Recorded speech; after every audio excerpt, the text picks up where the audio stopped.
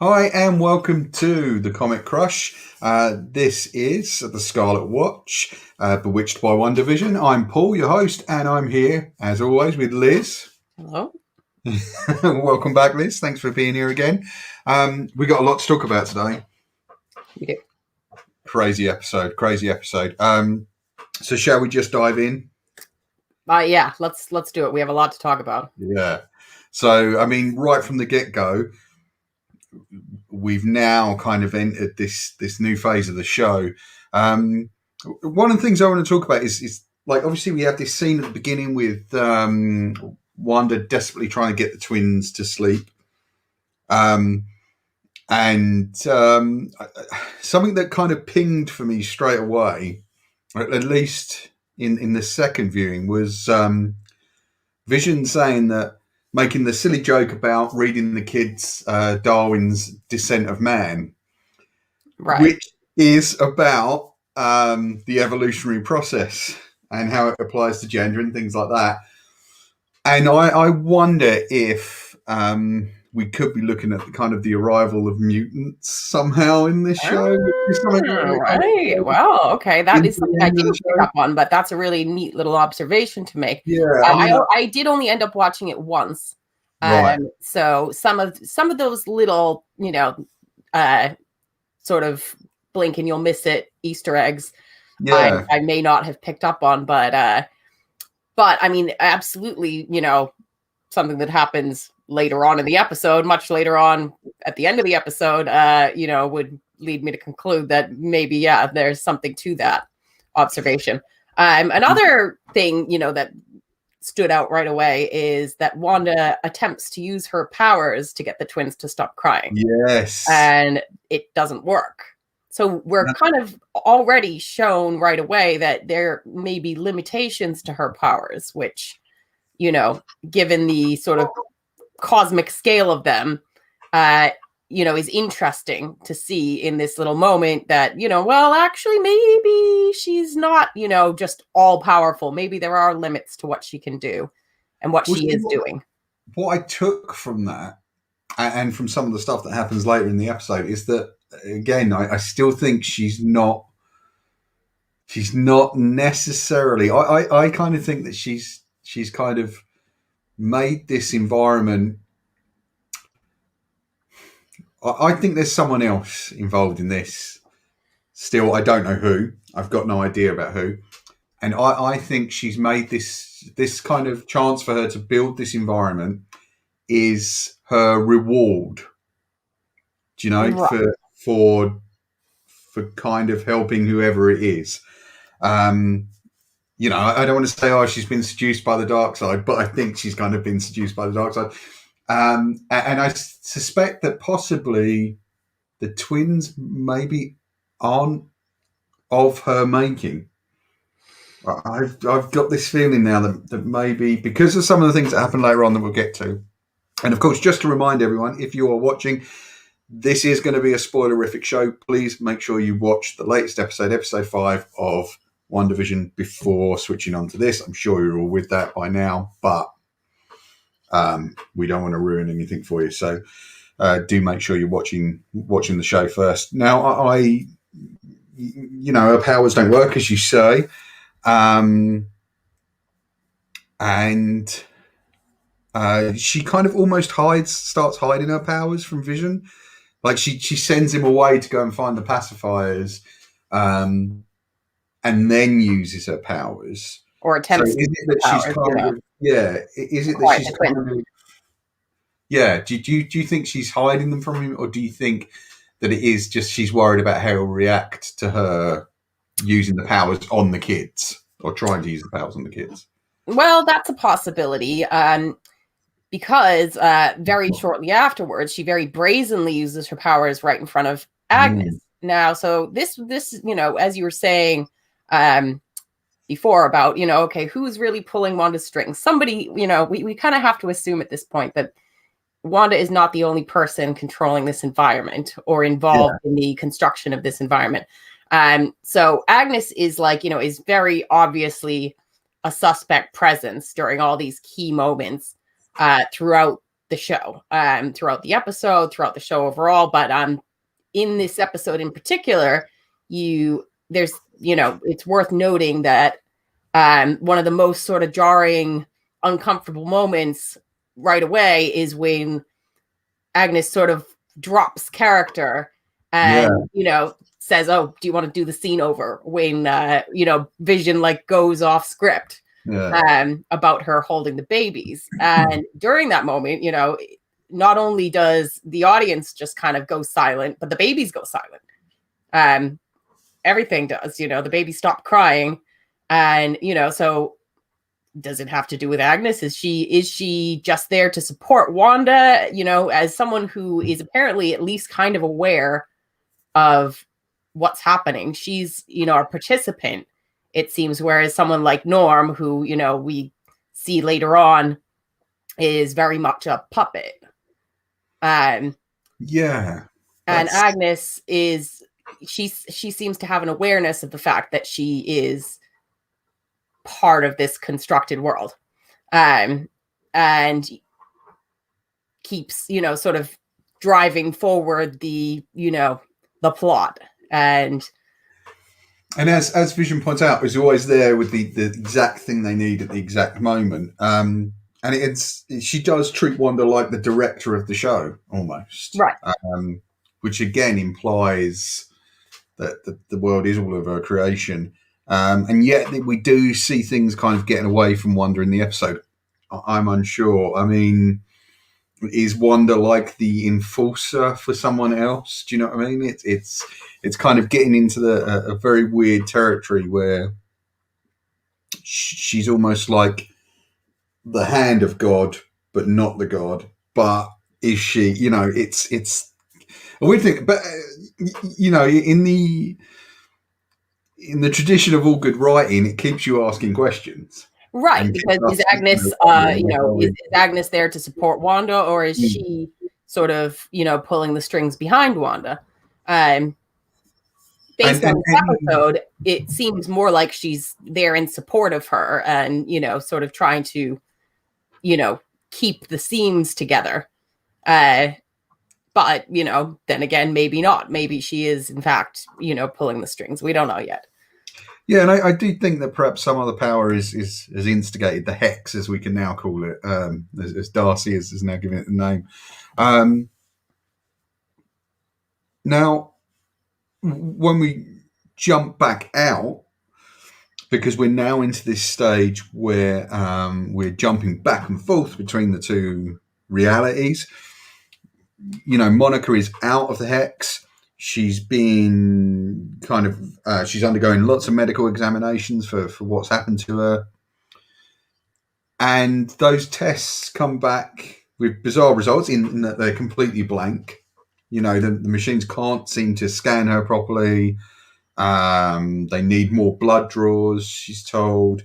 And the thing with that is, I'm beginning to wonder, could this be the start of her photon?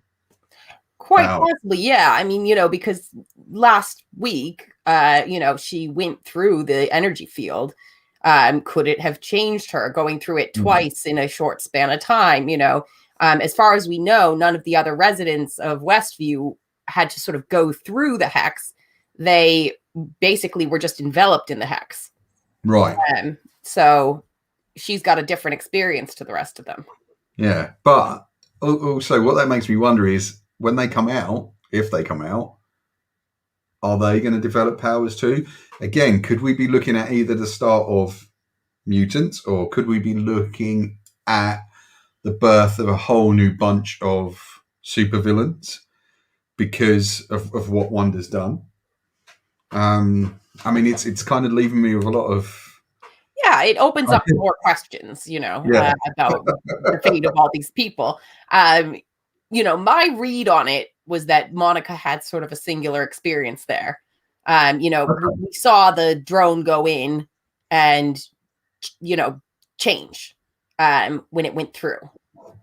And the same possibly could be said of Monica. And obviously, when her 1970s bell bottoms, deflect bullets, we find out that they went that was her Kevlar that went through and, completely morphed into, something suited to that world. So she herself could have been reconstituted by going through the hex.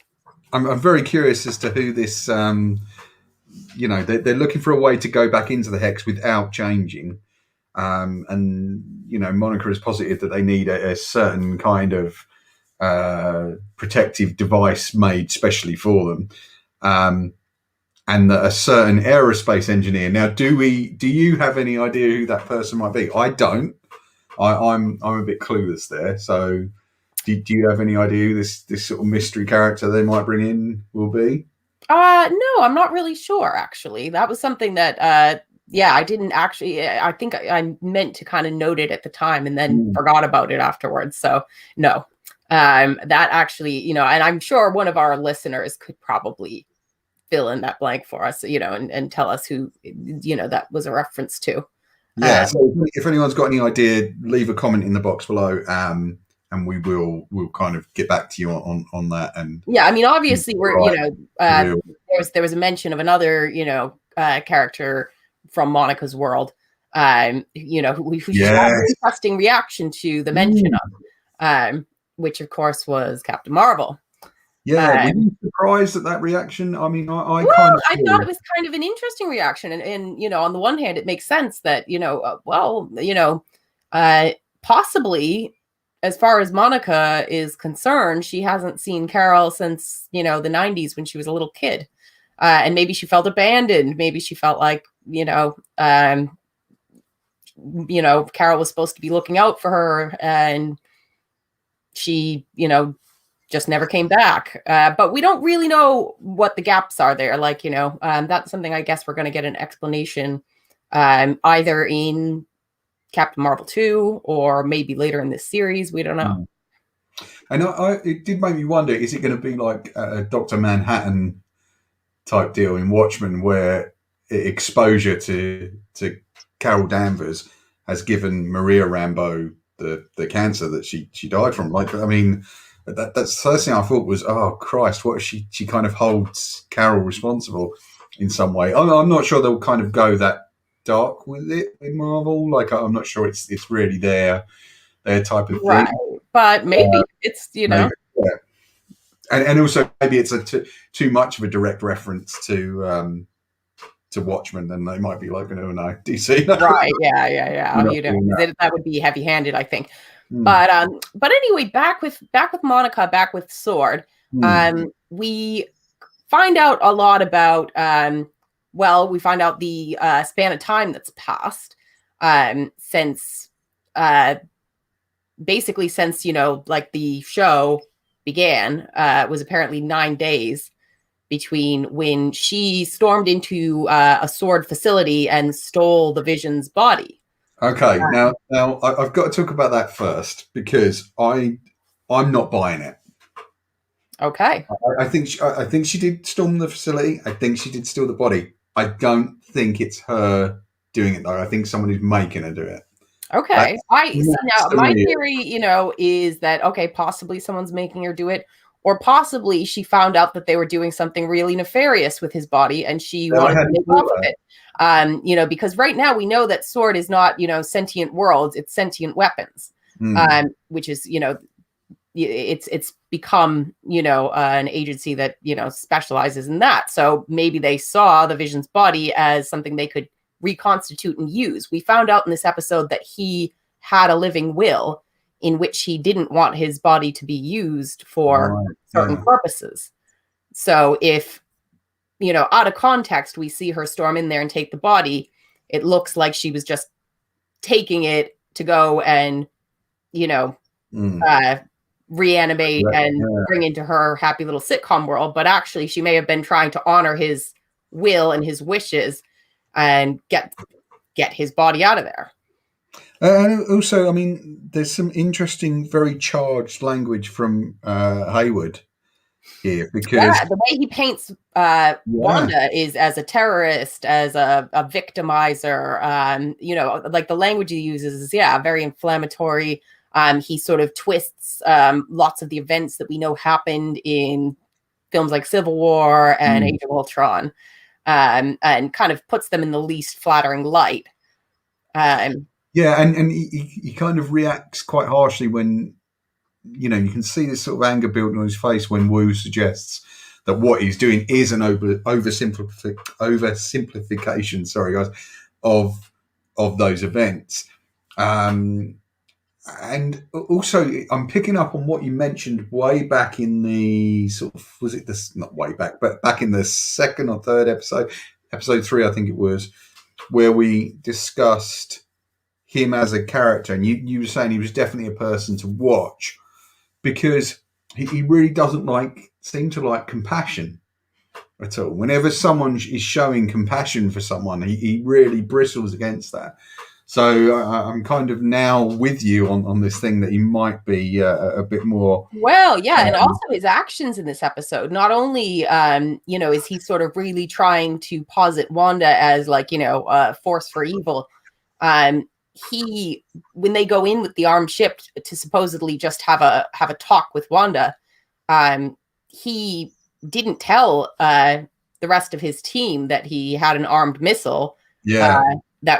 That he fires at her. He takes the shot without barely, almost no conversation has taken place before he just aims and fires. Yeah. And that, that results in a big confrontation with Wanda, which was one of the coolest moments of the episode, I thought. Oh, I love that. And you get the return of the accent as well. Because that was really... so it's clear that she is living in those sort of two realities. But again, it sort of implies that she is maybe in control, because she's the one that comes out of her own volition and says, don't mess with this, leave it alone. But we don't know why yet. We don't know why. Again, just raising a lot more questions. But that moment was badass. It was really good. It's like, you really see, you don't want to mess with Wanda, because seeing her, as like a sitcom mom, really kind of you see this really soft version of her until she comes storming out there with, this missile that she just throws at their feet and, says back off. And she when she kind of flips the switch, she goes, properly dark, genuinely scary. And then of course she leaves Hayward with all the guns pointed at him, Yeah. Do you think Hayward's the big bad? I don't think he's the big bad. I think I do think that he's probably got his own motivations, and and that's going to be something we'll find out over the course of the series. I don't think he's the big bad, because I think there's obviously somebody much, as powerful, if not more powerful than Wanda. Who's going to be? I keep having to look at my notes here, because there was so much in this episode. So sorry. I know there. Literally, it's really dense. If you wanted to go into all the details, it would take ages. Because there's so many little moments in it that that raise questions or maybe answer some. We don't know. It's just and now hopping back and forth between sitcom world and Sword, just it keeps it just constant sort of questions opening up. It does keep us on our toes. I mean, one of the things I found I loved, actually, just as a nice little almost grace note, but then does take on more meaning later on, is the introduction of Sparky into the I know, that was so cool. Sparky is from Tom King's Vision, the book that we did on the first episode. We talked a bit about that, the book with Gabriel Volta. Except, of course, Sparky is more like the Vision in that comic. Here, he's a Here he seems to be a dog, whereas in the Vision he's a he's a synthezoid dog with the brain of the neighbor's unfortunately deceased dog. Now, in those moments, you see Wanda, as you say, using her powers openly to conjure up the name tag and the collar for Sparky. And this is all triggering alarm bells for the Vision the whole while. Like, you know, I mean, Wanda keeps like just like sort of playing it down, and you know, and the fact that she's doing it right in front of Agnes is really troubling to him, and Agnes just doesn't bat an eyelid the whole time. But you know, Agnes also tends to be there for all these little key moments, like both times the twins age up, she's there. Yeah. And you know, the death of the dog, and so it's the Vision is starting to really sense that something's not right. And also, in terms of the death of the dog, now the way I took it was that during the missile strike, when the drone shot at Wanda, the dog was killed then. But in order to kind of save the kids that kind of misery, she moved that death somewhere else in the episode. But it also brings up a key point,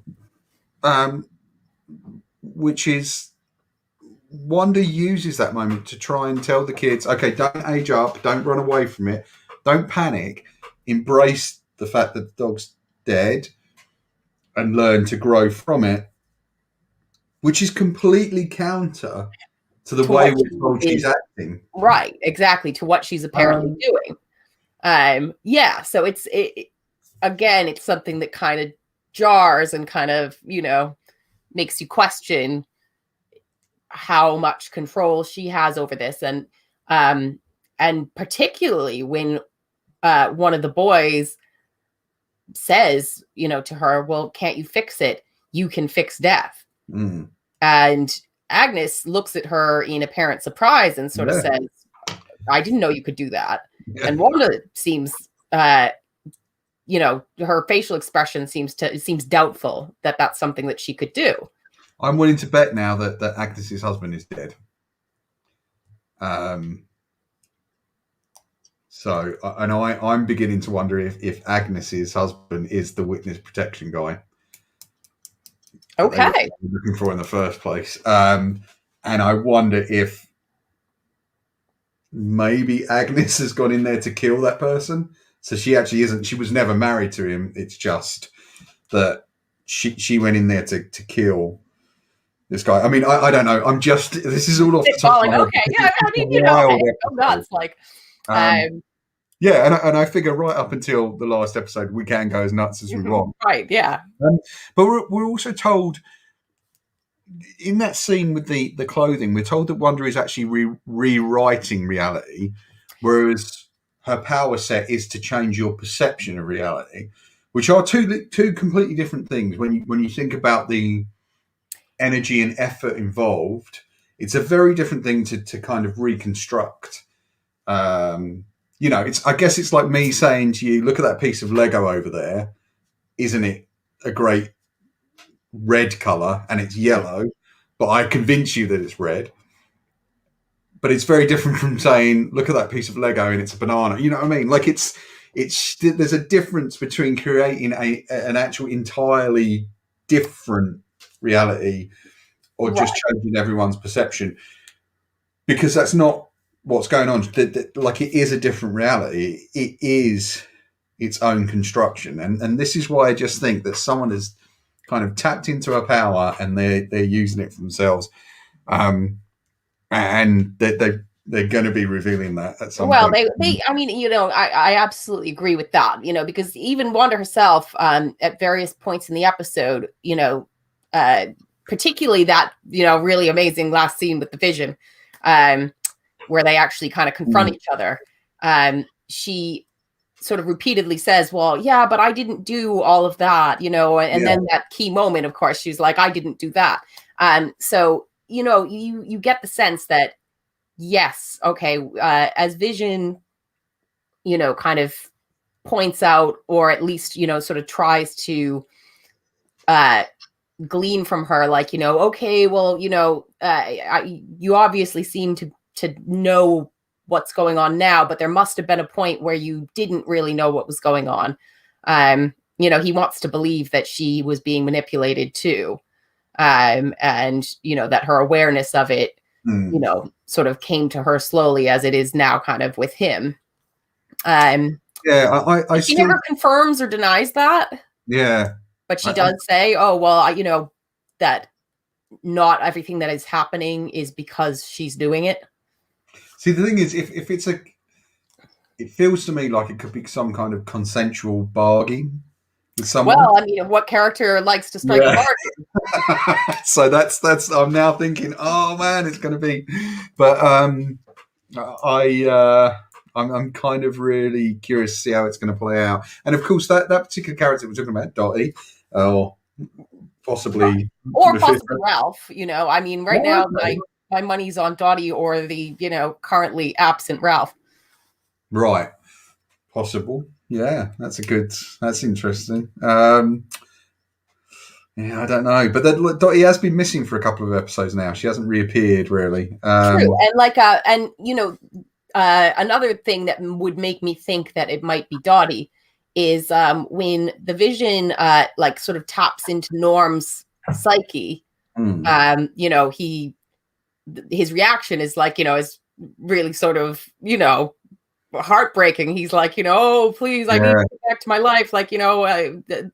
Make her stop. He never says Wanda specifically. Yes. He says her. That could be Dottie. That could be Agnes. Yeah. Or it could be Wanda. That's interesting. I didn't pick up on that, but you're absolutely right. You're absolutely right. He never actually says who. My one gripe out of that scene is if we're in the 80s, internet wasn't invented in the 80s. No one had email. Well, computers existed. I think maybe Yeah, I know. It's. I'm being one of those guys that we used to get in the comic shop. But I think you'll find actually. We should put that to anyone listening who may have had a computer in the 80s and see if there was. I guarantee you won't. I did a small bit of research on this afternoon because I was like, I'm pretty sure.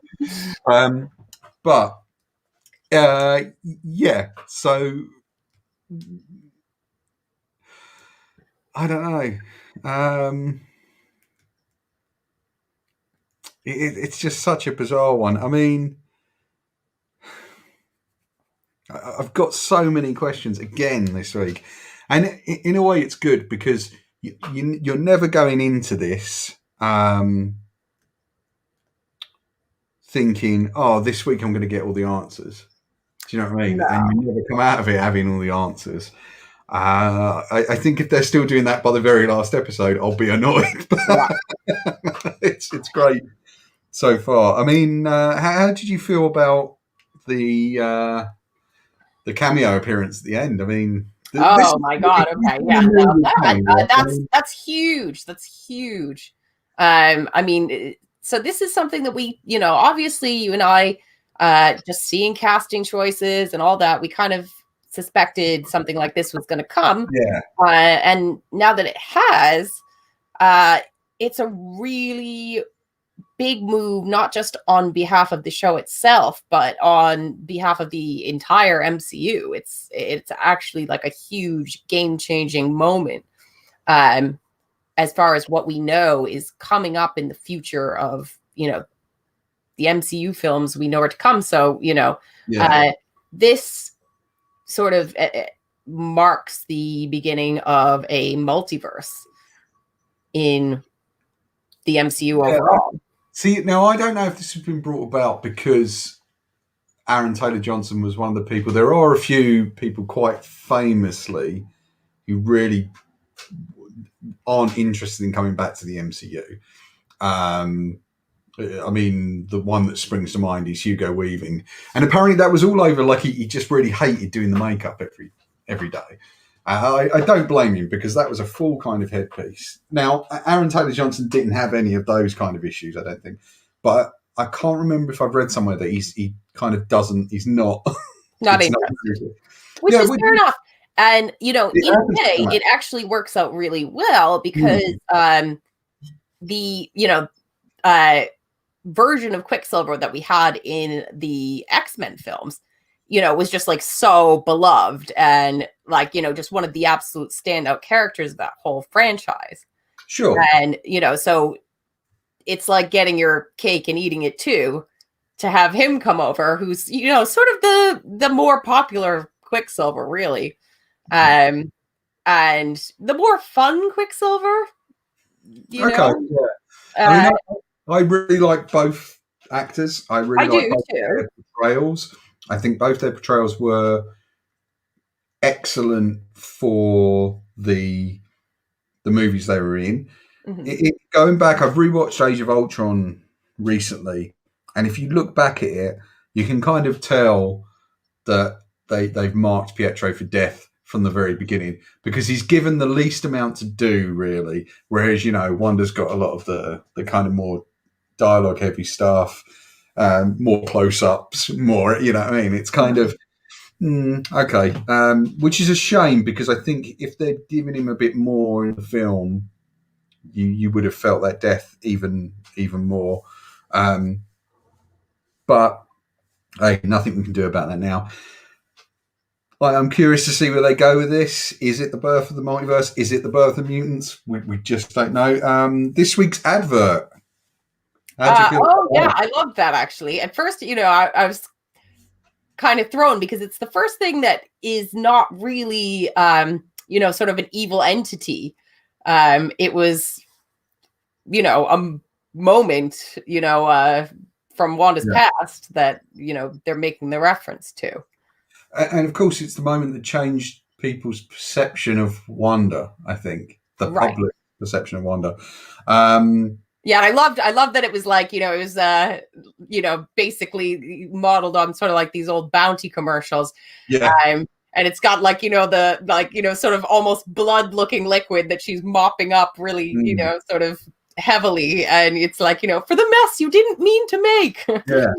Now, one of the interesting things about that is the second advert for paper towels, I think. Did we not have? No, we didn't have What was the Hydro Wash thing? Was that not? That was like bath soap. It was like bubble right. Yes. Sorry. Yeah. But again, we're getting into these things where the adverts are predominantly about cleaning up messes. Okay, right. Well, I don't know. One was about a toaster. That's the first, yeah. But the one was about a watch. Oh, actually, no, you're right. Yeah. Yeah, but all of them just seem to have. They're gonna. I know that these things taken together are gonna have some meaning. I mean, beyond for Wanda personally. Yeah. So we have, you know, Stark, the person that kind of radically altered the direction of her life, in one sense. Then Hydra. Then Hydra. Now. Then Hydra. That event in Lagos. Yeah, Lagos. Lagos. So sorry. I think it might be pronounced Lagos. Lagos, sorry. Yeah, I can never pronounce stuff. But it's that, yeah, there are key moments in her life and key influences in her life. So is she? I wonder if, in a way, they're kind of signals to the outside world. They're sort of cries for help, you know? Right. Oh, okay. That's an interesting theory. But I just don't know. I mean, like when you look at the watch one, the Strucker watch, Strucker, it was a very debonair and suave character, and he must have kind of been, although we're told, they volunteered for Strucker's experiments. I kind of wonder if he wasn't very kind of slimy and suave about it and sort of persuaded them, hey, this is the way to go if you really want to make a difference. You know, because she was already an activist. She'd become an activist, and we must assume that Pietro had too. I mean, when we first see Wanda and Pietro in one of the after credits sequences, I think they're in like cells, like locked up. You know, so it may have just been against their will, and you know, I mean, or they, you know, they were drawn in and then basically held prisoner afterwards. We don't, you know, I'm not super clear on whether or not they were, you know, sort of, obviously they were willingly involved in Age of Ultron in their acts against the Avengers, but the file that Maria Hill has in Age of Ultron does say that they volunteered for Structure's experiments, because Cap remarks on it, because it's essentially a mirror to what he did, which was volunteer to have a scientist experiment on them so they could help their country. And so there is something there, I think. Yeah, just again, another fascinating episode, raises a bunch of questions. I'm still no further along in kind of being able to go, it's definitely that.